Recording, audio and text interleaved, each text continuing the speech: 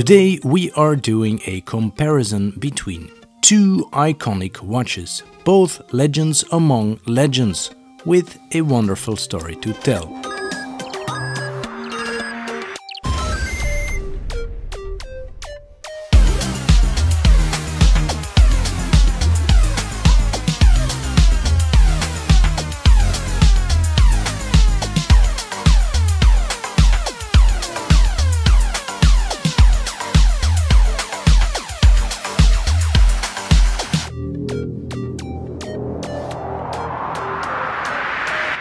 Both the Speedmaster and the Explorer have a fascinating story to tell. These are watches with a past in exploration.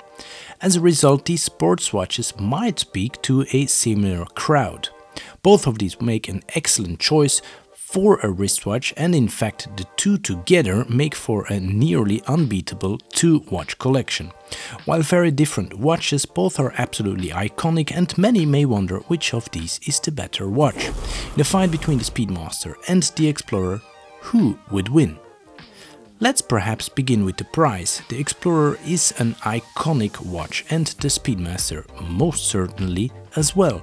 One has been to Mount Everest, the other to the moon. However, the Speedmaster is considerably less expensive than the Explorer. It most definitely punches well above its weight. As a result, the Speedmaster wins this round by a large margin.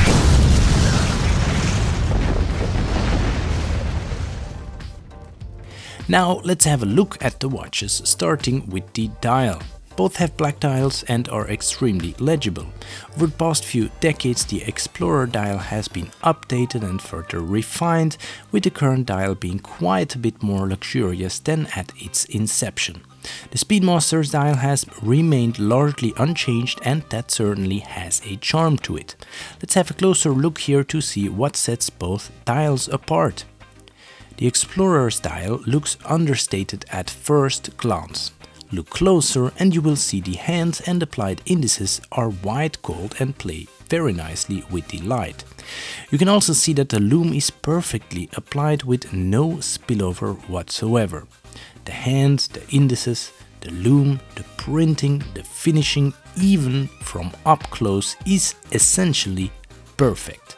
This is a time-only dial, and those are not always the most exciting dials to look at. However, the big bold hour markers at 3, 6 and 9 ensure the dial remains interesting. The big and bold 369 is of course what defines the look of the Explorer dial. Looking at the Speedmaster, the chronograph complication of course creates a busier and perhaps more interesting dial. From up close you can see the dial has a texture to it, but that is pretty much invisible in real life. Zooming in on the hands, you can see that the finishing is not exactly in the same league as the Rolex. So far, I'd say the Explorer comes out on top. Now, these are sports watches. That means they come to life at night. So let's switch the lights off and see who wins that fight.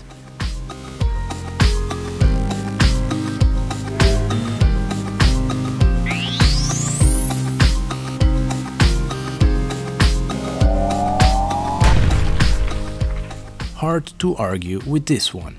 The blue chromalite and big bold numbers on the Explorer dial are just about as good as it gets. Anytime this dial lights up in the dark, I cannot help but stare and smile at it.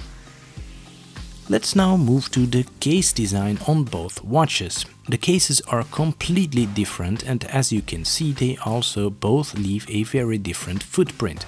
The Speedmaster's case is arguably the more interesting one of both, with its many curves and angles. Keep in mind that those extra curves do mean it is harder to keep the Speedmaster clean, as I'm sure you can tell from these images. The Explorer is much more basic and simplistic, but also wears much thinner. The Speedmaster is considerably thicker than the Explorer, and to my feel it is a bit top heavy when comparing it to the perfectly balanced Explorer. But design wise, the case of the Speedmaster really takes the edge here. Before we move to the bracelet and clasp, a quick break here for the crystals. The Speedmaster has a Hazellite crystal, which is far less scratch resistant than the sapphire crystal on the Explorer. But it has a certain warmth and look to it that you just don't get from sapphire crystals. The Hazellite also does not show fingerprints as easily as on the Rolex, which is a big positive in my book. But again, here I find it impossible to pick a winner out of both. Now, moving to the bracelet and the clasp. As you can see, both bracelets have quite a different design, and also the taper is different, with a much more pronounced one on the Rolex. The bracelet on the Speedmaster is fine, but I personally am not a fan of it. I exclusively wear the Speedmaster on straps as a result. The bracelet on the Explorer, on the other hand, is phenomenal. It is tough yet refined. It tapers perfectly from the case to an absolutely fantastic clasp. Both clasps are dramatically different, as you can see. The Speedy has a very basic clasp, if you ask me. The Explorer, on the other hand, has a near perfect clasp, featuring an additional lock for security and that very handy extension link, which is, yes, truly handy throughout the day. There truly is no contest here. Moving on to how these watches wear. As you can see here, both wear quite differently. The Explorer hugs the wrist due to the sloping case design. Speedmaster sits quite a bit higher and is also just considerably thicker. As a result, the Speedmaster definitely wears larger, and it also is a bit less versatile than the Explorer as a result. A Speedmaster looks better proportioned on a leather strap to my eye. It also wears a lot more comfortable on a strap than on its bracelet. The Explorer on its bracelet is frankly hard to beat when it comes to comfort.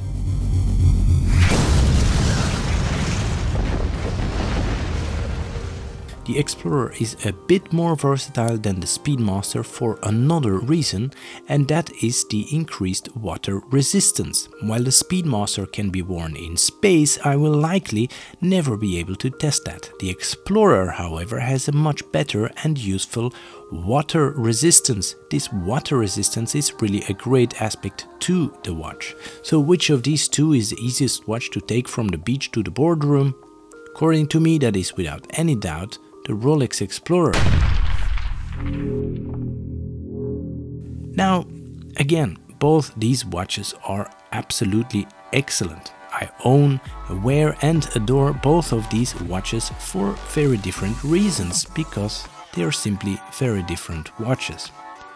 What they share is that they are both two icons in the watch world and two sports watches with a fascinating story to tell. Overall, the Explorer wins this battle from fit to finish to versatility. It just has a lot going for it. As an extra, the increased water resistance on the Explorer truly makes this that one watch you can pretty much wear all the time and never worry about. The go anywhere, do anything wristwatch.